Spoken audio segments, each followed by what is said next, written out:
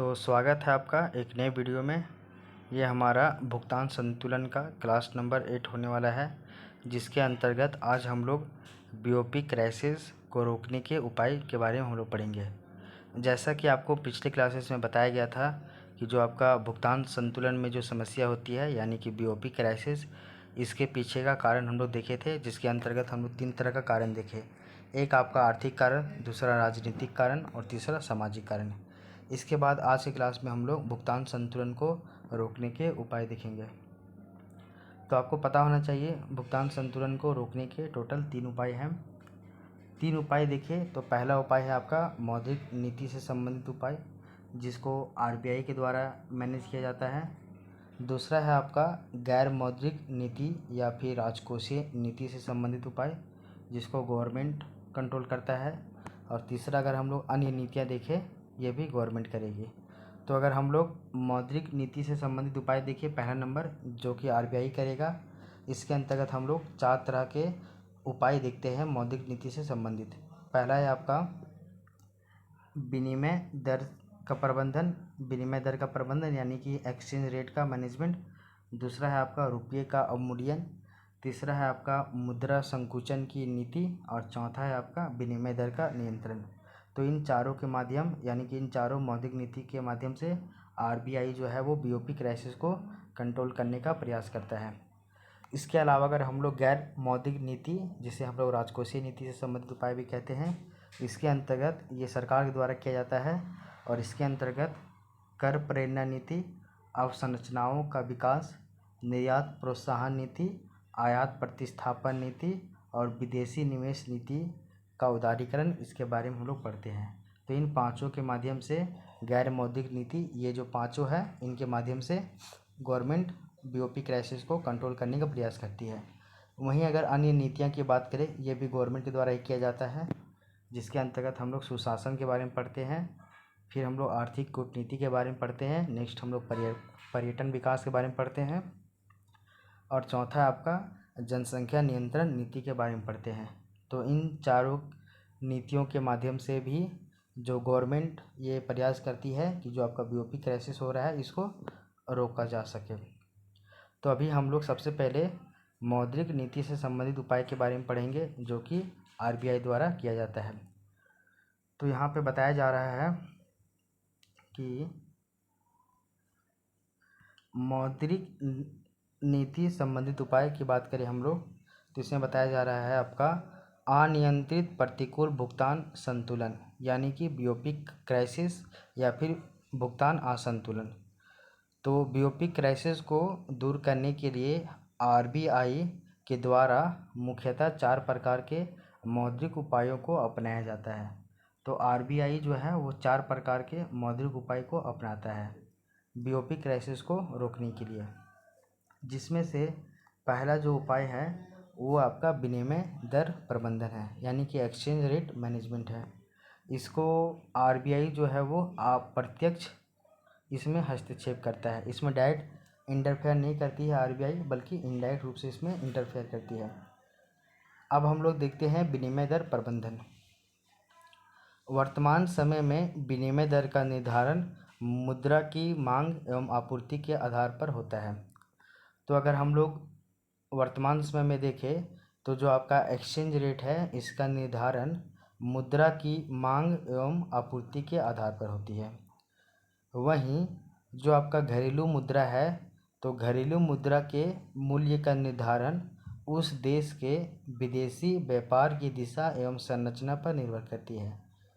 तो घरेलू मुद्रा का जो मूल्य है वो कैसे डिसाइड होता है, तो वो उस देश के विदेशी व्यापार की दिशा एवं संरचना पर निर्भर करती है।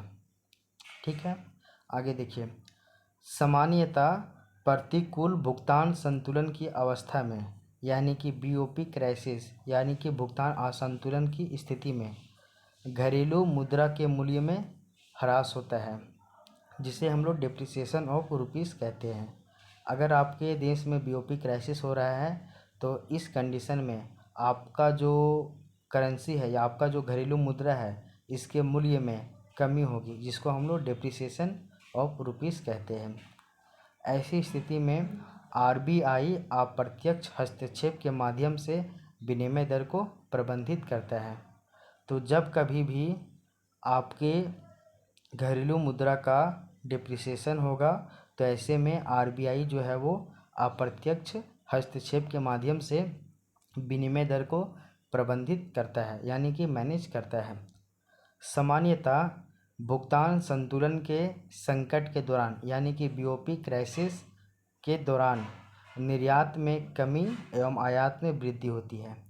तो जब आपका बीओपी क्राइसिस होगा तो ऐसे में निर्यात जो है वो कम हो जाता है, यानी कि निर्यात कम हो जाता है और जो आपका आयात है वो आपका बढ़ जाता है। तो जो आपका बीओपी क्राइसिस जब आता है तो ऐसे में आयात बढ़ जाता है और निर्यात कम हो जाता है। ठीक है, ऐसी स्थिति में आरबीआई घरेलू अर्थव्यवस्था में मुद्रा आपूर्ति में वृद्धि कर निर्यात को बढ़ाने का प्रयास करती है। तो जब कभी आपके देश में बीओपी क्राइसिस के कारण आयात में वृद्धि हो गई जबकि निर्यात में कमी हो गई, तो इस कंडीशन में आरबीआई जो है वो घरेलू अर्थव्यवस्था में मुद्रा आपूर्ति में वृद्धि कर देता है। तो मुद्रा आपूर्ति में वृद्धि कर देती है ताकि निर्यात को बढ़ाया जा सके। तो निर्यात को बढ़ाने के लिए आरबीआई घरेलू अर्थव्यवस्था में मुद्रा आपूर्ति में वृद्धि कर देती है। ठीक है, क्योंकि मुद्रा आपूर्ति में वृद्धि के कारण अंतर्राष्ट्रीय मुद्रा बाजार में, यानी कि अंतर्राष्ट्रीय मुद्रा बाजार में घरेलू मुद्रा के मूल्य में और कमी आ जाती है। ठीक है, कहने का अर्थ है आरबीआई जो है जब बीओपी क्राइसिस का स्थिति होता है ऐसे में निर्यात में कमी हो जाती है जबकि आयात में वृद्धि हो जाती है। तो ऐसे में आरबीआई जो है वो घरेलू अर्थव्यवस्था में मुद्रा आपूर्ति में वृद्धि कर देती है ताकि निर्यात को बढ़ाया जा सके। और हम लोग ये भी जानते हैं कि मुद्रा आपूर्ति में वृद्धि होने के कारण अंतर्राष्ट्रीय मुद्रा बाजार में घरेलू मुद्रा के मूल्य में और कमी आ जाती है। ठीक है, और कमी आ जाती है अर्थात रुपये का डिप्रिसिएशन होता है। परिणाम स्वरूप घरेलू जो वस्तुएं हैं या फिर जो सेवाएं हैं वो अंतर्राष्ट्रीय बाजार में सापेक्षिक रूप से सस्ती हो जाती है। कहने का अर्थ है कि गवर्नमेंट जो है वो आपूर्ति को बढ़ा देना चाहता है कि जब आपका बीओपी क्राइसिस होता है तो ऐसी स्थिति में आपका निर्यात जो है वो घट जाता है और आपका आयात जो है वो बढ़ जाता है। तो ऐसे में आरबीआई जो है वो अप्रत्यक्ष माध्यम से घरेलू जो अर्थव्यवस्था है इसमें मुद्रा की आपूर्ति को बढ़ा देता है ताकि इससे निर्यात जो है वो बढ़ाया जा सके। ऐसे में क्या होता है कि जो आपका अंतर्राष्ट्रीय बाजार है, जब आपका मुद्रा आपूर्ति में वृद्धि होगा तो अंतर्राष्ट्रीय बाजार में घरेलू मुद्रा है इसका जो मूल्य है इसमें कमी होता है, यानी कि डिप्रिसिएशन होता है, यानी कि ह्रास होता है। तो इसका परिणाम क्या होता है कि जो घरेलू जो वस्तुएं हैं और जो सेवाएं हैं, यानी कि डोमेस्टिक गुड्स एंड सर्विसेज, इसमें इसका जो है वो अंतर्राष्ट्रीय बाजार में सापेक्षिक रूप से सस्ती हो जाती है, यानी कि ये कम दाम की हो जाती है। परिणाम स्वरूप मांग में वृद्धि के कारण निर्यात में वृद्धि होती है। ठीक है ना, तो परिणाम क्या होता है कि जब मांग बढ़ता है तो फिर धीरे धीरे निर्यात में भी वृद्धि हो जाती है। ठीक है ना, तो निर्यात कम होता है और आयात ज़्यादा हो जाता है बीओपी क्राइसिस के दौरान। तो ऐसी स्थिति में आरबीआई निर्यात को बढ़ाने के लिए घरेलू अर्थव्यवस्था में मुद्रा प्रवाह को बढ़ा देता है ताकि निर्यात को बढ़ाया जा सके। और इसमें हम लोग ये जानते हैं कि जो अंतर्राष्ट्रीय बाज़ार है यहाँ पे जो है मुद्रा जो है घरेलू मतलब अंतर्राष्ट्रीय जो बाज़ार है, तो अंतर्राष्ट्रीय मुद्रा बाज़ार में घरेलू मुद्रा के मूल्य में अगर हम लोग ह्रास कर देते हैं यानी कि डिप्रिसिएशन कर देते हैं तो इससे जो आपका घरेलू गुड्स एंड सर्विसेज है ये भी क्या हो जाती है, सस्ती हो जाती है। और उसके बाद फिर मांग बढ़ेगा तो फिर आपका निर्यात में भी वृद्धि हो जाती है। वहीं दूसरी ओर मुद्रा ह्रास यानी कि डिप्रिसिएशन के कारण आयात में कमी आ जाती है। इस प्रक्रिया को करेंसी मैनिपुलेशन भी कहा जाता है। तो जब हम लोग डिप्रिसिएशन कर देते हैं करेंसी का यानी कि मुद्रा का, तो इसको हम लोग देखिए मुद्रा का जो डिप्रिसिएशन हुआ यानी कि करेंसी का जो डिप्रिसिएशन हुआ तो इससे क्या होता है आपका निर्यात तो बढ़ता ही है और आपका धीरे धीरे आयात जो है वो कम हो जाता है। और इस प्रक्रिया को हम लोग करेंसी मैनिपुलेशन कहते हैं। तो करेंसी मैनिपुलेशन क्या है वो आप समझ चुके होंगे। इसके अलावा देखिए सेकेंड नंबर, पहला नंबर तो हम लोग देख लिए हैं, वो है आपका विनिमय दर प्रबंधन। तो विनिमय दर प्रबंधन हम लोग पहला उपाय देख चुके हैं जो कि मौद्रिक नीति के अंतर्गत ही आता है। सेकेंड जो उपाय है वो है आपका मुद्रा का अवमूल्यन। तो मुद्रा का अवमूल्यन कहने का अर्थ है आपका डिवैल्यूएशन ऑफ करेंसी या फिर रुपीस। ठीक है, इसमें हम लोग देखते हैं पहला बताया गया था कि आपका आरबीआई जो है वो अप्रत्यक्ष हस्तक्षेप करेगा, लेकिन जो मुद्रा का अवमूल्यन है इसमें आरबीआई प्रत्यक्ष रूप से हस्तक्षेप करता है। तो मुद्रा का अवमूल्यन यानी कि डिवैल्यूएशन ऑफ करेंसी या फिर रुपीस। ठीक है, ये जो है ये आपका फिक्स एक्सचेंज रेट यानी कि स्थिर विनिमय दर से ये संबंधित है। तो जब हम लोग पिछले क्लासेस में एक्सचेंज रेट पढ़ रहे थे जो कि 4 प्रकार का है, साथ ही साथ हम लोग कन्वर्टिव ऑफ रुपीस पढ़ रहे थे, इसमें हम लोग फिक्स एक्सचेंज रेट के बारे में बात किए थे, वहाँ से इसको रिलेट कीजिएगा। आगे देखिए मुद्रा का अवमूल्यन यानी कि डिवैल्यूएशन ऑफ करेंसी के बारे में बताया जा रहा है। जब किसी अर्थव्यवस्था के द्वारा जानबूझकर घरेलू मुद्रा के मूल्य में कमी लाई जाती है तो इसे मुद्रा का अवमूल्यन कहते हैं। अगर किसी अर्थव्यवस्था में जानबूझकर जो घरेलू मुद्रा है इसके मूल्य में कमी लाया जा रहा है जानबूझकर, तो इसी को हम लोग मुद्रा का अवमूल्यन कहते हैं यानी कि डिवैल्यूएशन ऑफ करेंसी या फिर रुपीस कहते हैं। अवमूल्यन के कारण अल्पकाल में निर्यात में तीव्र वृद्धि होती है। जब आपका डिप्रिसिएशन ऑफ रुपीस, डिप्रिसिएशन नहीं मतलब कि जब आपका डिवैल्यूएशन ऑफ करेंसी या फिर रुपीस होता है तो ऐसे में निर्यात में वृद्धि हो जाती है। वहीं दूसरी ओर आयात में किसी भी प्रकार का प्रभाव नहीं पड़ता है, किंतु कभी कभी उपभोक्ता वस्तुओं एवं विलासिता से संबंधित वस्तुओं के आयात में कमी आ जाती है। ठीक है ना, अभी बताया जा रहा है कि जब आपका डिवैल्यूएशन ऑफ करेंसी किया जाता है तो ऐसे करने से निर्यात में तो आपका वृद्धि हो ही जाती है, लेकिन आयात में ये आपका ज़्यादा इफेक्ट नहीं डालता है। लेकिन कभी कभी जो उपभोक्ता वस्तु है और जो आपका विलासिता से संबंधित वस्तुएं हैं इसके आयात में भी कमी आती है डिवैल्यूएशन ऑफ करेंसी करने के कारण। आगे देखिए, किंतु निर्यात में वृद्धि के कारण भुगतान जो संतुलन की समस्या में सुधार होता है।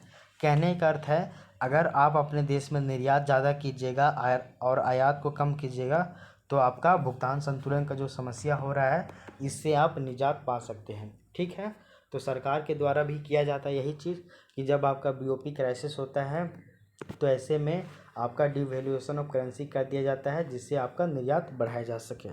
ठीक ना, आगे देखिए अगर निर्यात बढ़ेगा तो आपका बीओपी क्राइसिस से हम लोग जो इसका संकट है इससे हम लोग बाहर उभरेंगे। आगे देखिए लेकिन अंतर्राष्ट्रीय स्तर पर यह मान लिया जाता है कि अर्थव्यवस्था आर्थिक रूप से कमज़ोर है जिसका नकारात्मक प्रभाव विदेशी मुद्रा के अंतर प्रभाव पर पड़ता है। मीन्स आपका पूंजी खाता जो है वो नेगेटिव रूप से प्रभावित होता है। कहने का अर्थ है ये तो आपका आरबीआई प्रत्यक्ष रूप से जो है वो डिवैल्यूएशन ऑफ मतलब कि करेंसी कर दिया और इससे आपका निर्यात में वृद्धि हो गया, इससे आपका आयात में कोई प्रभाव नहीं पड़ा, लेकिन कभी कभी आपका विलासिता से संबंधित आय जो वस्तुएं हैं इसके आयात पे और आपका उपभोक्ता जो वस्तुएं हैं इसके आयात पे हल्का फुल्का जो है वो कमी होता है। तो इससे तो निर्यात बढ़ रहा है और निर्यात बढ़ेगा तो भुगतान संतुलन का जो समस्या है इससे हम लोग निजात पाते हैं। लेकिन इसका एक बुरा इम्पैक्ट ये पड़ता है कि अंतर्राष्ट्रीय बाज़ार में यानी कि इंटरनेशनल मार्केट में ये मान लिया जाता है कि अगर कोई भी देश अपना जो है करेंसी का वैल्यू गिरा रहा है तो ये उसके लिए नेगेटिव इम्पैक्ट डालता है। ठीक ना, कहने का अर्थ है ये है कि अंतर्राष्ट्रीय स्तर पर यह मान लिया जाता है कि जो अर्थव्यवस्था है वो आर्थिक रूप से कमज़ोर है, इकोनॉमिक रूप से वो वीक हो गया है, ऐसा मान लिया जाता है और जिसका नेगेटिव इम्पैक्ट जो है वो विदेशी मुद्रा के अंतर प्रभाव में पड़ता है।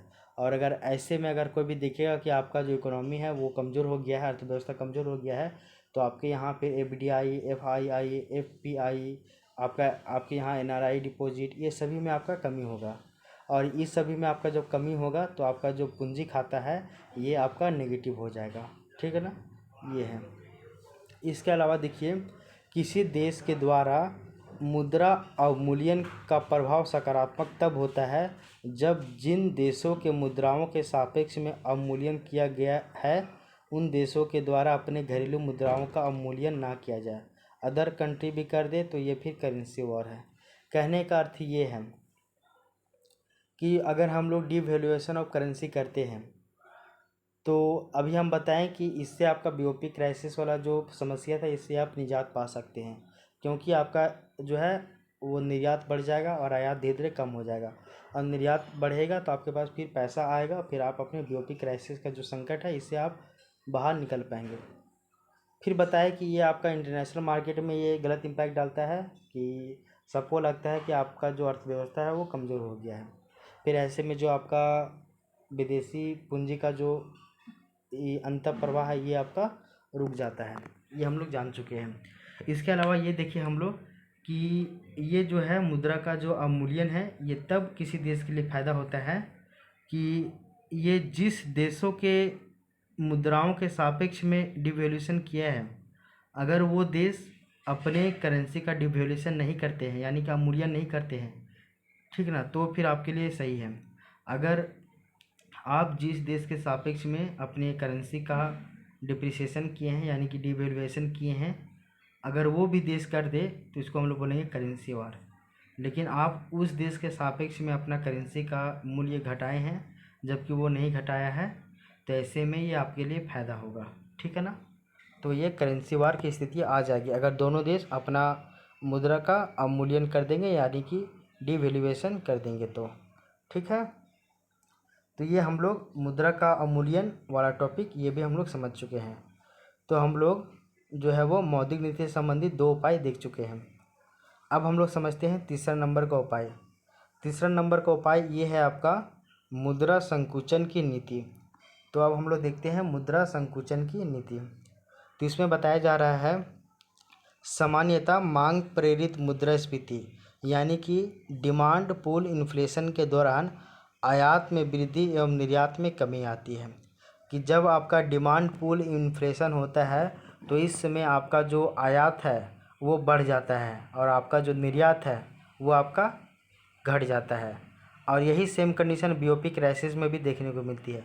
बीओपी क्राइसिस में भी और मांग प्रेरित मुद्रास्फीति में भी आयात जो है वो बढ़ जाएगा और निर्यात जो है वो घट जाएगा। और निर्यात जब भी घटेगा तो निर्यात को बढ़ाने का प्रयास हम लोगों को करना चाहिए। अब देखिए, जिसके कारण भुगतान संतुलन की समस्या जो है वो उत्पन्न हो जाती है। भुगतान असंतुलन की समस्या, जब भी आपका निर्यात में कमी होगा तो भुगतान असंतुलन की समस्या देखने को मिलेगी। ऐसी स्थिति में आरबीआई के द्वारा यानी कि केंद्रीय बैंक के द्वारा संकुचनवादी मौद्रिक नीति का प्रयोग किया जाता है।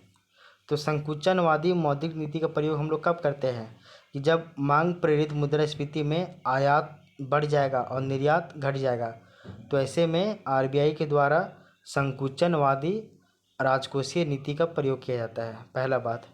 और जब हम लोग, एक है आपका डिमांड पुल और एक है आपका कॉस्ट पुश, एक है आपका डिमांड पुल और एक है आपका कॉस्ट पुश। कॉस्ट पुश को हम लोग बोलते हैं लागत जनित मुद्रास्फीति।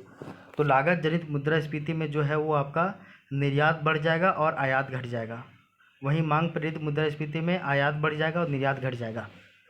और मांग प्रेरित मुद्रास्फीति में आरबीआई जो है वो निर्यात को बढ़ाने के लिए संकुचनवादी राजकोषीय नीति का प्रयोग करता है, संकुचनवादी मौद्रिक नीति का प्रयोग करता है। वहीं जब आपका लागत जनित मुद्रास्फीति होता है जिसके कारण निर्यात जो है वो बढ़ जाता है और आयात घट जाता है, तो ऐसे में आयात को बढ़ाने के लिए जो गवर्नमेंट है वो विस्तारवादी मौद्रिक नीति का प्रयोग करता है। तो यहाँ तक समझ में आ गया है।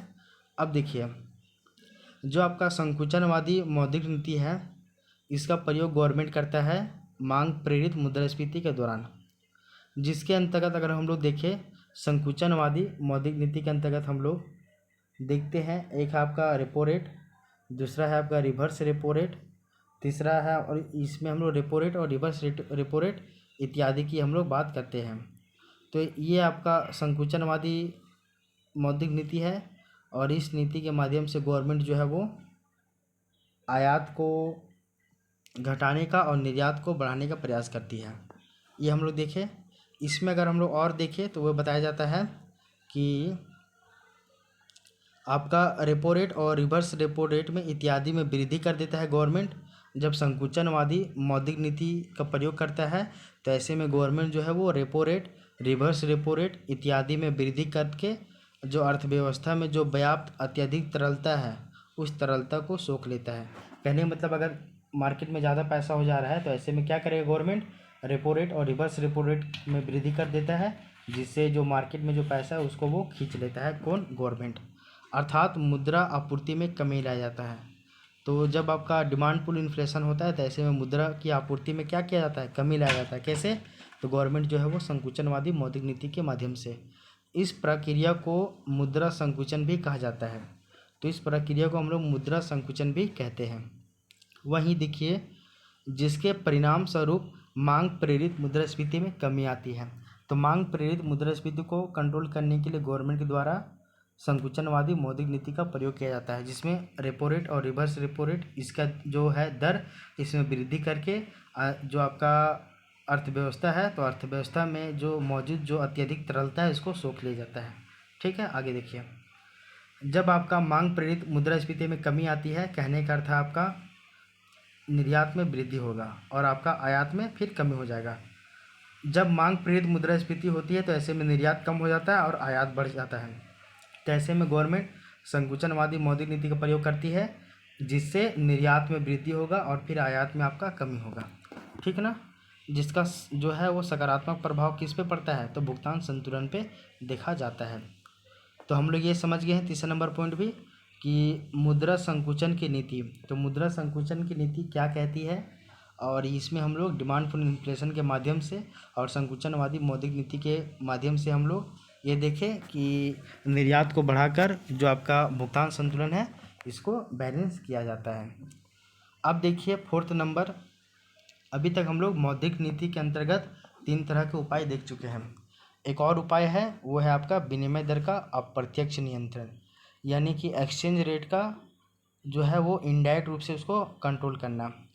ये क्या है वो देखिए, विनिमय दर पर अप्रत्यक्ष नियंत्रण, इसको हम लोग देखते हैं। इसमें बताया जा रहा है कि जब घरेलू अर्थव्यवस्था में विदेशी मुद्रा के अंतर्प्रवाह के कारण, यानी कि जब घरेलू अर्थव्यवस्था है इसमें जो विदेशी मुद्रा है इसका अंतर्प्रवाह हो रहा है, यानी कि इनफ्लो हो रहा है, कहने का मतलब पैसा ज़्यादा आ रहा है, तो इसके कारण मांग प्रेरित मुद्रास्फीति की समस्या उत्पन्न होती है। इससे क्या होता है? मांग प्रेरित मुद्रास्फीति की समस्या उत्पन्न होती है। तब ऐसी स्थिति में जो आरबीआई है तो आरबीआई के द्वारा बाजार स्थिरीकरण बॉन्ड जारी किया जाता है। मतलब कि बाजार को स्टेबल करने के लिए बाजार स्थिरीकरण बॉन्ड जारी किया जाता है। तो बॉन्ड सरकार बेचेगा तो मार्केट में जो भी पैसा है उसको सरकार सोख लेगा। ठीक ना? तो जिससे क्या होता है कि अत्यधिक तरलता को सोख लिया जाता है और जिसका सकारात्मक प्रभाव किस पे पड़ता है? तो वो आपका भुगतान संतुलन पर पड़ता है। कहने का अर्थ है, जब देखो किसी भी घरेलू अर्थव्यवस्था में जो आपका विदेशी मुद्रा है इसका इनफ्लो ज़्यादा हो रहा है, आपके यहाँ एफडीआई ज़्यादा होगा, एफआईआई ज़्यादा होगा, एफपीआई ज़्यादा होगा, तो ऐसे में लोगों के पास पैसा ज़्यादा आएगा।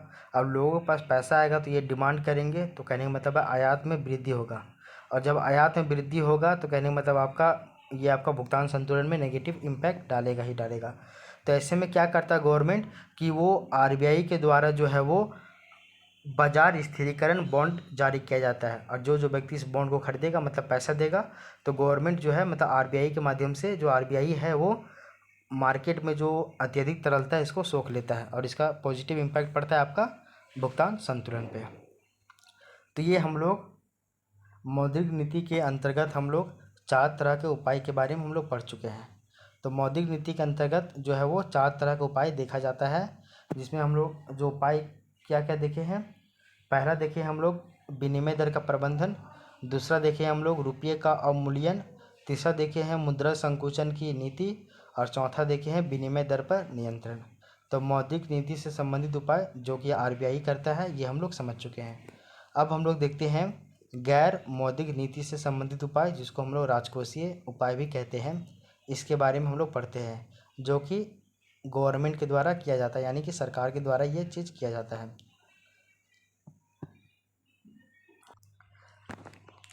अब हम लोग देखते हैं गैर मौद्रिक उपाय या फिर राजकोषीय नीति के अंतर्गत उपाय जो कि सरकार के द्वारा किया जाता है। इसमें बताया जा रहा है कि भुगतान संतुलन की समस्या को नियंत्रित करने के लिए या फिर करने हेतु सरकार के द्वारा राजकोषीय नीति के अंतर्गत व्यापारिक प्रतिबंधों जैसे कि प्रशुल्क शुल्क या प्रशुल्क नीति यानी कि कस्टम ड्यूटी, कोटा, लाइसेंस इत्यादि का प्रयोग किया जाता है। कहने का अर्थ है कि गैर मौद्रिक उपाय या फिर राजकोषीय नीति के अंतर्गत हम लोग जब आपका बीओपी क्राइसिस होता है तो इसको कंट्रोल करने के लिए जो गवर्नमेंट है ये फिस्कल पॉलिसी के अंतर्गत जो आपका व्यापारिक प्रतिबंध जैसे कि आपका कस्टम ड्यूटी, कोटा लाइसेंस इत्यादि का प्रयोग करता है। किंतु इस प्रकार के आयात नीति में राज्य की भूमिका नकारात्मक होती है। कहने का अर्थ है ये पूरा सेंट्रल गवर्नमेंट ही लगाता है, इसमें राज्य की भूमिका एकदम नेग्लिजिबल होती है। सामान्यतः भुगतान असंतुलन की स्थिति में यानी कि बीओपी क्राइसिस की स्थिति में आवश्यक वस्तुओं जैसे कि पूंजीगत वस्तु, ईंधन, खाद्यान्न इत्यादि का आयात पर प्रतिबंध नहीं लगाया जाता है, किंतु उपभोक्ता वस्तुओं एवं विलासिता वस्तुओं के आयात को कम करने हेतु व्यापारिक प्रतिबंधों विशेषकर कस्टम ड्यूटी का प्रयोग किया जाता है। एक चीज़ तो अभी हम लोग बताए कि जब हम लोग मौद्रिक नीतिगत उपाय देखे वो 4 तरह का देख लिए। जो आपका गैर मौद्रिक जो उपाय है इसको हम लोग राजकोषीय उपाय भी कहते हैं। इसके माध्यम से गवर्नमेंट क्या करता है वो देखिए। हम लोग ये जानते हैं कि जब आपका बीओपी क्राइसिस होता है ऐसे में निर्यात कम हो जाता है और आपका आयात ज़्यादा हो जाता है। तो ऐसे में गवर्नमेंट जो है वो बीओपी क्राइसिस को कम करने के लिए एक उपाय लगाता है कि अगर हम लोग आयात को ही कम कर देंगे तो आपका बीओपी क्राइसिस जो है वो थोड़ा बैलेंस होगा। ऐसे में गवर्नमेंट क्या करता है, राजकोषीय नीति के अंतर्गत जो आपका कस्टम ड्यूटी है, जो आपका कोटा लाइसेंस है, इन इत्यादि ये सभी टूल्स का प्रयोग करती है। इसके कारण इसमें क्या होता है कि जो भुगतान संतुलन की स्थिति में जो है वो जब आपका बीओपी क्राइसिस वाला सिचुएशन चल रहा होता है ऐसे में जो आपका पूंजीगत वस्तु है, जो आपका ईंधन है, फ्यूल और जो आपका खाद्यान्न है, खाने पीने का वस्तु में, ये सभी पे तो आपका प्रतिबंध नहीं लगाता है आयात प्रतिबंध, लेकिन जो आपका उपभोक्ता वस्तु है जो उपभोग से संबंधित है, साथ ही साथ अगर आपका विलासिता से संबंधित वस्तुएं हैं तो ऐसे वस्तुओं के आयात पे वो कम कर देता है। और वो कम कैसे करता है, तो व्यापारिक प्रतिबंधों जैसे कि आपका कस्टम ड्यूटी इत्यादि का प्रयोग करके। हम लोग समझते हैं जैसे कि लग्जरी आइटम के ऊपर 200%, 500% आपका कस्टम ड्यूटी लगता है। ये क्यों लगता है, ताकि जो आपका आयात को कम किया जा सके, ठीक है ना। अगर इस पर भी आपका अगर कम टैक्स ये आपका टैक्स लगेगा तो ये बहुत ज़्यादा इम्पोर्ट होने लगेगा और बहुत ज़्यादा आयात होने लगेगा, तो ऐसे में ये प्रॉब्लम क्रिएट करेगा ही ना करेगा भुगतान संतुलन में। बस इसको याद रखिएगा। आगे देखिए, भुगतान असंतुलन को अनियंत्रित करने के लिए जहां एक और सरकार के द्वारा आयात नीति का प्रयोग किया जाता है, यहाँ पे अनियंत्रित नहीं होगा बल्कि नियंत्रित होगा। याद रखिएगा कि जो भुगतान असंतुलन हो रही है यानी कि बीओपी क्राइसिस हो रहा है, इसको कंट्रोल करने के लिए जहां एक ओर सरकार के द्वारा आयात नीति का प्रयोग किया जा रहा है, वहीं दूसरी ओर निर्यात नीति के माध्यम से भी भुगतान संतुलन के संकट को कम किया जा सकता है, जिसमें सरकार की भूमिका सकारात्मक होती है। कहने का अर्थ है, अभी बताए हम, गवर्नमेंट तो एक प्रयास कर रही है कि भैया हम लोग किसी तरह जो आयात है उसको हम लोग और कम कर दें। इसमें हम लोग जो आपका पूंजीगत आयात है, आपका जो ईंधन का आयात है और आपका खाद्यान्न का आयात है, इसको हम लोग नहीं रोके, लेकिन जो आपका उपभोक्ता वस्तुओं का आयात हो रहा है और आपका विलासिता संबंधी वस्तुओं का आयात हो रहा है, इसको हम लोग कम कर देंगे। तो ये तो आपका कस्टम ड्यूटी के द्वारा ये किया जा रहा है। तो ये तो हम लोग देखे हैं कि आयात नीति का तो प्रयोग कर ही रही है गवर्नमेंट, साथ ही साथ गवर्नमेंट के द्वारा ये भी किया जाना चाहिए कि निर्यात नीति के माध्यम से निर्यात को बढ़ाने का भी प्रयास किया जाना चाहिए, ठीक ना। और इसमें जो निर्यात को बढ़ाने के लिए गवर्नमेंट का जो रोल हो जाता है, ये भूमिका बहुत ही इम्पोर्टेंट हो जाता है।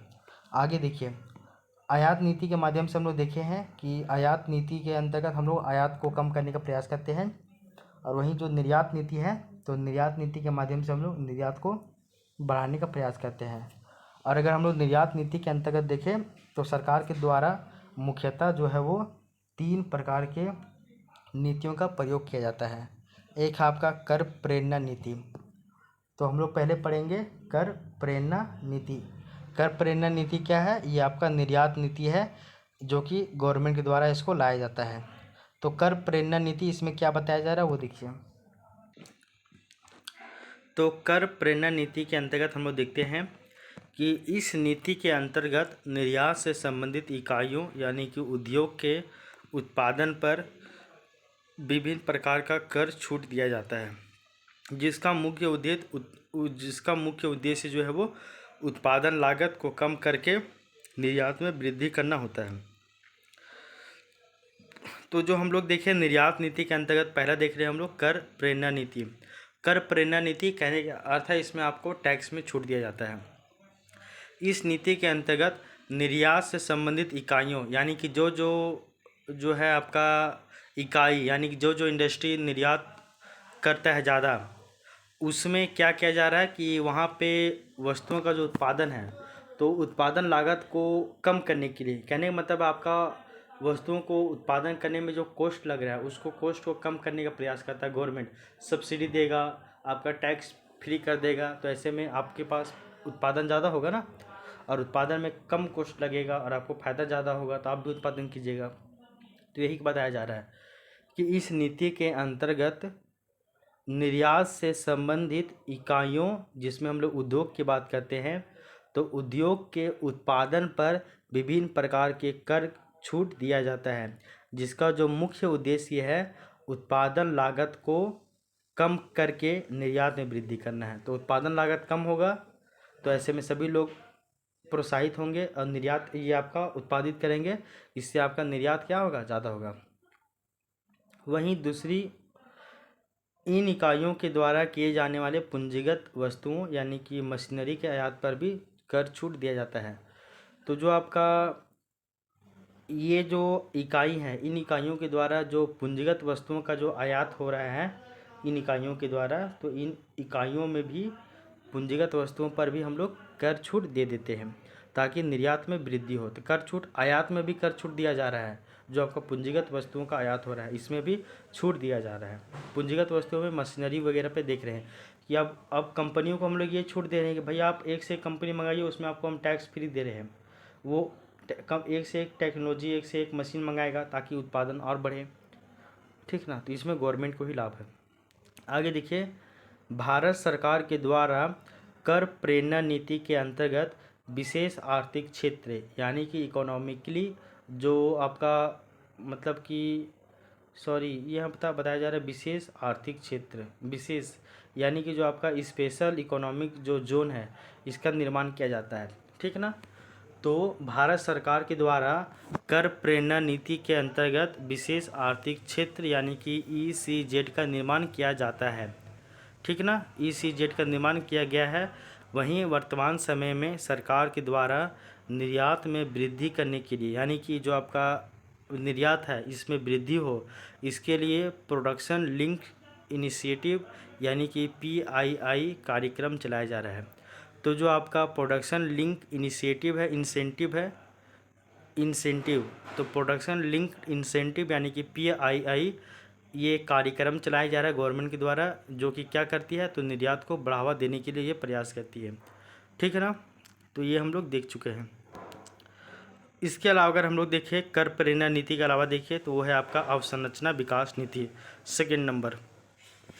तो अगर हम लोग अवसंरचना विकास नीति की बात करें यानी कि इंफ्रास्ट्रक्चर डेवलपमेंट करना है, तो इसके अंतर्गत बताया गया है कि इस नीति के अंतर्गत निर्यात इकाइयों को औद्योगिक विकास से संबंधित सुविधाएं प्रदान किया जाता है। कहने का मतलब है कि ये नीति के माध्यम से जो गवर्नमेंट है वो जो निर्यात इकाई है, निर्यात इकाई कहने का मतलब जो आपका उद्योग वगैरह इंडस्ट्री है, वहाँ पे औद्योगिक विकास यानी कि इंडस्ट्रियल जो डेवलपमेंट है इससे संबंधित जितना भी सुविधा है वो सभी प्रदान किया जाएगा। जैसे कि आपका यातायात यानी कि यातायात सुविधा यानी कि ट्रांसपोर्टेशन, ऊर्जा आपूर्ति यानी कि इलेक्ट्रिसिटी का, आपका एनर्जी का, इस सब का सप्लाई, जल आपूर्ति इत्यादि, जिसका मुख्य उद्देश्य क्या है निर्यात में वृद्धि करना है। ये सभी इन सभी का सुविधा करवाता है गवर्नमेंट, क्यों करवाता है कि ये जो आपका निर्यात इकाई है, ठीक है ना, जैसे कि आपका इंडस्ट्री वगैरह हो गया, इसमें अगर आपका अवसंरचना का विकास बेहतर होगा तो ऐसे में उत्पादन प्रक्रिया में ज़्यादा वृद्धि होगी, और उत्पादन ज़्यादा होगा तो आपका फिर निर्यात में भी वृद्धि होगी, ठीक है ना। तो निर्यात नीति के अंतर्गत हम लोग इसको भी शामिल करते हैं, अवसंरचना विकास नीति को, ठीक ना, जिसका मुख्य उद्देश्य जो है वो निर्यात में वृद्धि करना होता है। वर्तमान समय में भारत सरकार के द्वारा अवसंरचना विकास से संबंधित विभिन्न प्रकार के कार्यक्रमों को लागू किया गया है। तो वर्तमान समय में जो गवर्नमेंट है, इंफ्रास्ट्रक्चरल डेवलपमेंट के लिए गवर्नमेंट कई सारा प्रोग्राम चला रहा है प्रेजेंट में, जैसे कि आपका औद्योगिक गलियारा परियोजना है, यानी कि आपका इंडस्ट्रियल जो कॉरिडोर है, तो इंडस्ट्रियल कॉरिडोर का निर्माण क्यों किया जा रहा है कि ये आपका इंफ्रास्ट्रक्चरल डेवलपमेंट का बात कर रहा है कि अगर आपके पास बेहतर इंफ्रास्ट्रक्चर होगा तो आप फिर जो है वो उत्पादन प्रक्रिया में आप आगे आइएगा, ठीक ना। तो वर्तमान समय में भारत सरकार के द्वारा अवसंरचना विकास से संबंधित विभिन्न प्रकार के कार्यक्रमों को लागू किया गया है, जिसके अंतर्गत औद्योगिक गलियारा परियोजना दिखते हैं, दूसरा है आपका रक्षा गलियारा, तीसरा है आपका भारतमाला, चौथा है आपका सागरमाला। भारतमाला ये रोड कनेक्टिविटी से संबंधित है, सागरमाला ये आपका जो ओशियानिक वाला जो कोस्टल एरिया है, कोस्टल एरिया से ये आपका कनेक्टिविटी वाला है।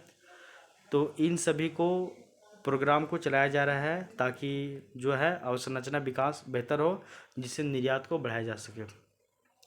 तो उपरोक्त सभी जो कार्यक्रमों को प्रधानमंत्री गति शक्ति योजना में इसको शामिल कर दिया गया है। तो कहने का अर्थ है अभी जितना भी हम अवसंरचना से संबंधित जितना भी प्रोग्राम बताएं, जैसे कि हम रक्षा गलियारा की बात कर रहे हैं, या फिर हम औद्योगिक गलियारा प्रोग्राम की बात कर रहे हैं, कार्यक्रम की, भारतमाला की बात करते हैं, या फिर सागरमाला की बात करते हैं, इन सभी कार्यक्रमों को प्रधानमंत्री गति शक्ति योजना जो है, प्रधानमंत्री यानी कि पीएम गति शक्ति योजना जो है, इसमें सभी कार्यक्रमों को शामिल कर दिया है, ठीक है ना। तो अवसंरचना से संबंधित जितना भी स्कीम है, जितना भी योजना चल रहा है, जितना भी पॉलिसी चल रहा है, उन सभी पॉलिसी को प्रधानमंत्री गति शक्ति योजना में ही शामिल कर दिया गया है, ठीक है। आगे देखिए, अगर भारत में रक्षा कॉरिडोर की बात करें तो दो ठो आपका डिफेंस कॉरिडोर है, कहाँ कहाँ पे है वो आपको पता होना चाहिए। आगे देखिए, स्टेट हाईवे, नेशनल हाईवे, ये क्या होता है ये आप पता कीजिएगा। इसके अलावा बरही में इकोनॉमिक कॉरिडोर है, यानी कि आर्थिक गलियारा है, ये क्या है इसके बारे में भी आपको पता होना चाहिए, पढ़ लीजिएगा। इसके अलावा देखिए, अभी हम लोग कर नीति के बारे में बात किए, कर परिणय नीति।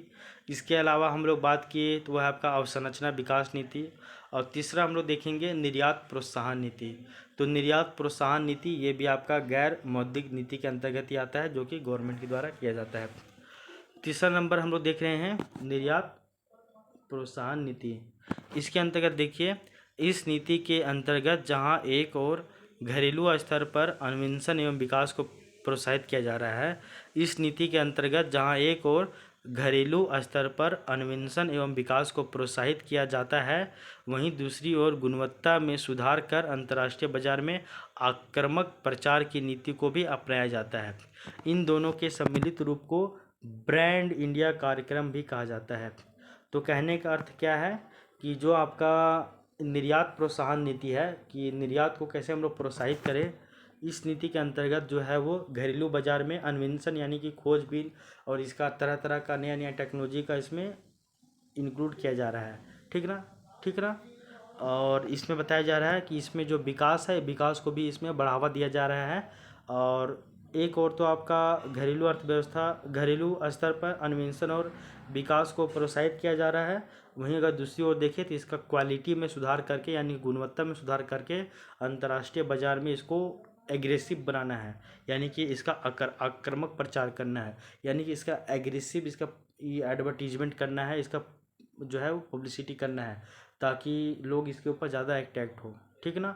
तो निर्यात प्रोत्साहन नीति के अंतर्गत एक और जहां घरेलू अर्थव्यवस्था पर घरेलू स्तर पर अन्वेषण और विकास को प्रोत्साहन दिया जा रहा है, वहीं दूसरी ओर इसका क्वालिटी में सुधार करके इसको अंतर्राष्ट्रीय बाजार में आक्रामक प्रचार की नीति को भी अपनाया जा रहा है जी। और ये दोनों जो सम्मिलित है, इन दोनों का जो सम्मिलित रूप है, इसी को हम लोग ब्रांड इंडिया कार्यक्रम भी कहते हैं। तो ब्रांड इंडिया कार्यक्रम क्या है, वो आपका एक राष्ट्रीय स्तर पे भी काम कर रहा है और एक वो आपका अंतर्राष्ट्रीय स्तर पे भी काम कर रहा है, वो आप समझिएगा।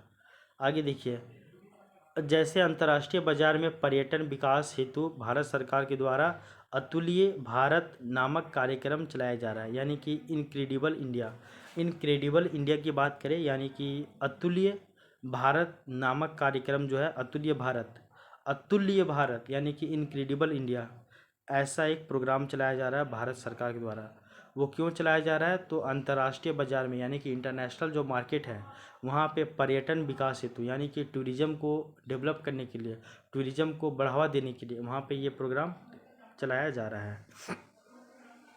साथ ही साथ देखिए, आत्मनिर्भर भारत कार्यक्रम का प्रमुख उद्देश्य जो है वो निर्यात को प्रोत्साहन करना है।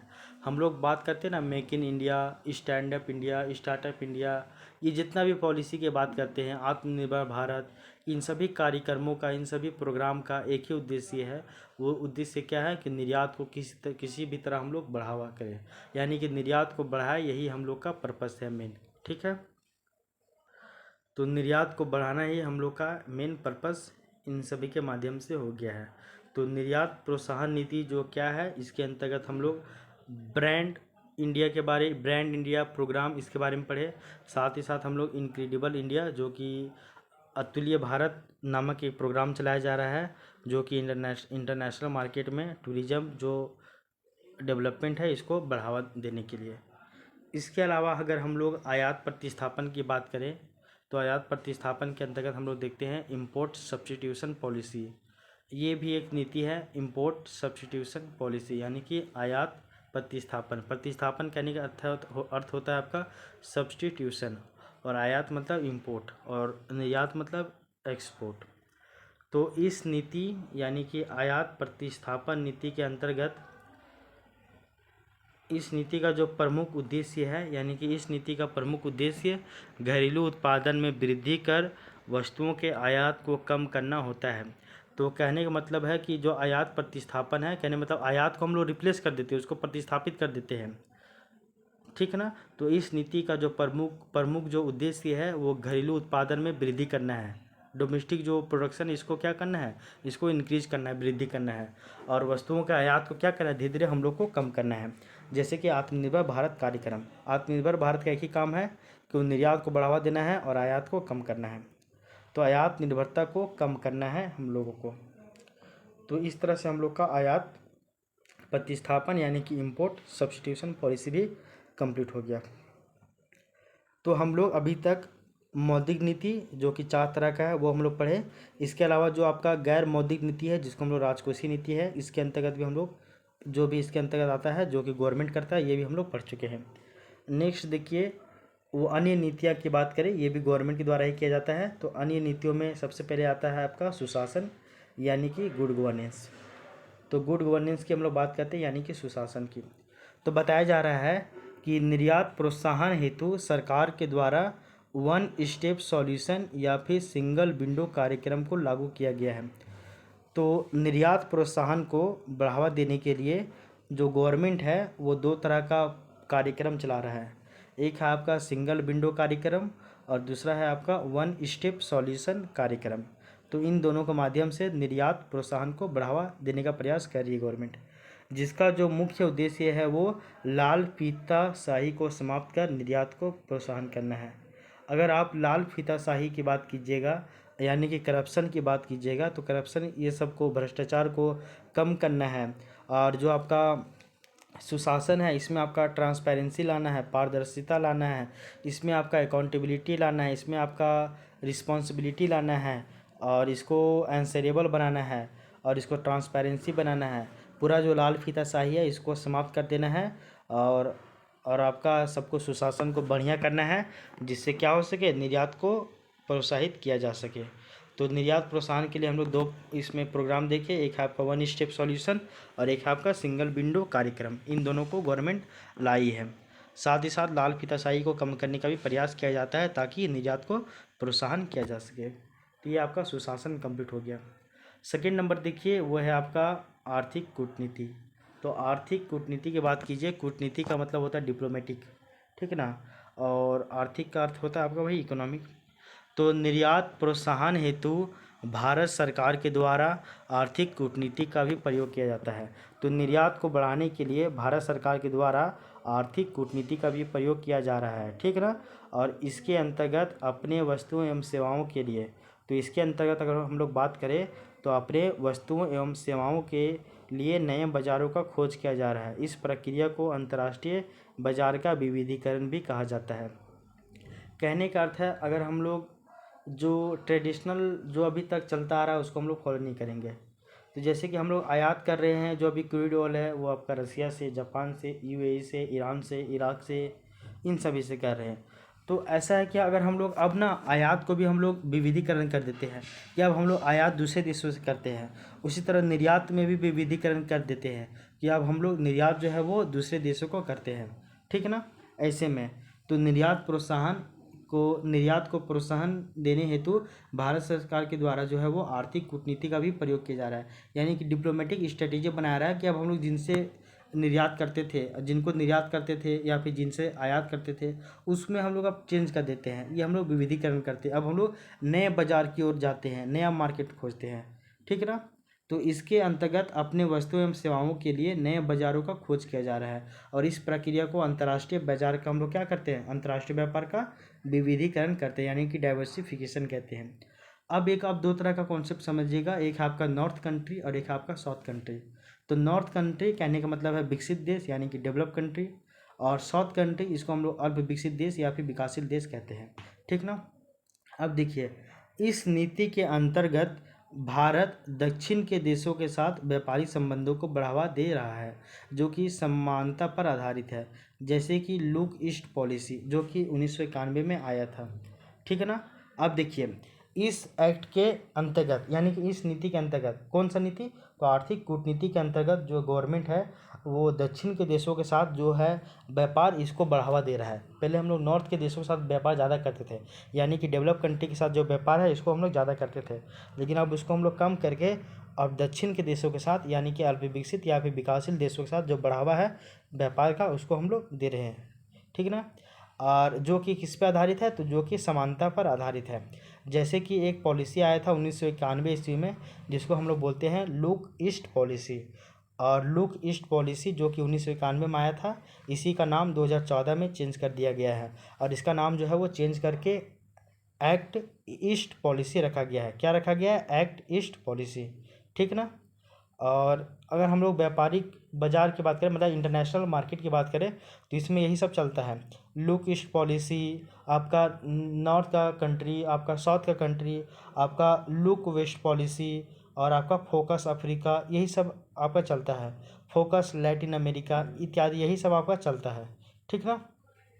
अगर हम लोग बात करें तो इस नीति के अंतर्गत, यानी कि जो आपका आर्थिक कूटनीति है, इसके अंतर्गत जो हम लोग है, अब हम लोग दक्षिण के देशों के साथ जो व्यापार है इसको हम लोग बढ़ावा दे रहे हैं, जिसके अंतर्गत हम लोग लुक ईस्ट पॉलिसी अपनाए हैं, लुक वेस्ट पॉलिसी यानी कि पश्चिम की ओर देखने का प्रयास, तो look west policy, focus Africa इसको हम लोग अपनाए हैं, फोकस लैटिन अमेरिका इसको हम लोग अपनाए हैं, और जो आपका लुक ईस्ट पॉलिसी है इसको हम लोग 2014 में नाम चेंज करके एक्ट ईस्ट पॉलिसी रखा गया है।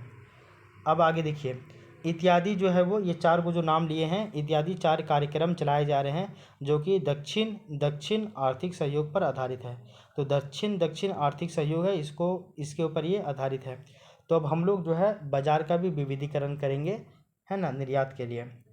इसके अलावा अगर हम लोग देखें तो आपका जो पर्यटन विकास है, यानी कि टूरिज़्म को बढ़ावा देने के लिए भी, अगर टूरिज़्म को बढ़ावा देते हैं अपने यहाँ पे, तो इससे क्या होगा, विदेशी जो फॉरेनर लोग हैं वो हमारे यहाँ भारत में आएंगे, तो वो अपना पैसा लेके आएंगे, यहाँ पे खर्च करेंगे, तो हमारे यहाँ जो है वो विदेशी डॉलर जो है वो बढ़ेगा ही बढ़ेगा। ऐसे में जब वो भारत आएंगे तो वो आपका कोई भी, मतलब कि बैंक में जाके वो पैसा डिपॉजिट करके, और वो पैसा मतलब चेंज करेंगे, एक्सचेंज करेंगे ना भाई, तो डॉलर देंगे और बदले में यहाँ का भारतीय रुपया लेंगे, तो डॉलर हमारे पास आ रहा है ना। इसके बाद विदेशी निवेश का जो उदारीकरण कर देंगे, यानी कि एफडीआई का जो पॉलिसी है इसको हम लोग खोल देंगे, यानी कि जो आपका पहले अगर हम लोग अपना पॉलिसी जो है वो टाइट कर देंगे, अगर हम लोग इन्वेस्ट करने के लिए हम लोग बहुत कड़ा नियम लगा देंगे, तो कोई भी देश यहाँ पे इन्वेस्ट नहीं करना चाहेगा ना। तो अगर हम लोग उदारीकरण कर देंगे, मतलब उदार बन जाएंगे, ठीक ना। तो उदारीकरण कर देंगे, जैसे कि आपका एफडीआई पॉलिसी है, इसका उदारीकरण करेंगे तो ऐसे में आपका एफडीआई का इनफ्लो बढ़ जाएगा ना, एफआईआई का इनफ्लो बढ़ जाएगा ना, एफपीआई का इनफ्लो बढ़ जाएगा ना। कहने का मतलब है कि आपका जो विदेशी पूंजी है इसका अंतर प्रवाह होगा, ठीक है ना। इसके अलावा अगर विदेशी पूंजी का अंतर प्रवाह होगा तो ऐसे में आपके पास जो फॉरेक्स रिजर्व है इसका मात्रा बढ़ेगा, तो ये भी आपका भुगतान संतुलन को कम करने का प्रयास कर रहा है ना। इसके अलावा देखिए जो आपका जनसंख्या नियंत्रण है, तो अगर आप जनसंख्या नियंत्रण करते हैं तो ये भी आपका भुगतान संतुलन को बैलेंस करता है। तो ओवरऑल हम लोग आज भुगतान संतुलन को दूर करने का अगर प्रयास की बात करें तो दूर करने के लिए हम लोग जो है वो 3 तरह का प्रयास करते हैं, यानी कि 3 उपाय देखते हैं। पहला उपाय हम लोग देखिए मौद्रिक नीतिगत उपाय, जो कि आरबीआई करता है। दूसरा देखिए हम लोग गैर मौद्रिक नीतिगत उपाय, जो कि इसको भी आरबीआई देखता ही है, और इसको हम लोग राजकोषीय उपाय भी कहते हैं, ये भी हम लोग पढ़ लिए। इसके अलावा जो अन्य उपाय थी या फिर अन्य जो नीतियाँ थी जिसके अंतर्गत हम लोग सुशासन वगैरह के बारे में पढ़े, तो ये भी गवर्नमेंट के द्वारा ही किया जा रहा है। तो इन सभी के माध्यम से जो आपका भुगतान संतुलन है, तो भुगतान संतुलन में जो आपका बीओपी क्राइसिस हो रहा है, भुगतान संतुलन में आपका जो अनबैलेंस हो रहा है, यानी कि असंतुलन की स्थिति आ रही है, भुगतान असंतुलन या फिर भुगतान संतुलन का जो समस्या हो रहा है, इसको दूर करने का हम लोग प्रयास करते हैं और इनके माध्यम से हम लोग दूर कर भी देते हैं, ठीक है। तो आई होप ये क्लास आपको अच्छा लगा होगा, पसंद आया होगा। तो ये जो हम लोग का भुगतान संतुलन का क्लास नंबर 8 था, इसके माध्यम से हम लोग भुगतान संतुलन को पूरी तरीके से कंप्लीट कर चुके हैं। तो भुगतान संतुलन ये जो टॉपिक था ये आपका पूरा कंप्लीट हो गया है 8 क्लास में। नेक्स्ट क्लास से हम लोग फिर नेक्स्ट क्लास के मतलब कि नए चैप्टर की ओर जाएंगे। तो आई होप ये क्लास आपको पसंद आया होगा। तब तक के लिए थैंक यू, टेक केयर, मिलते हैं नेक्स्ट क्लास में, बाय बाय।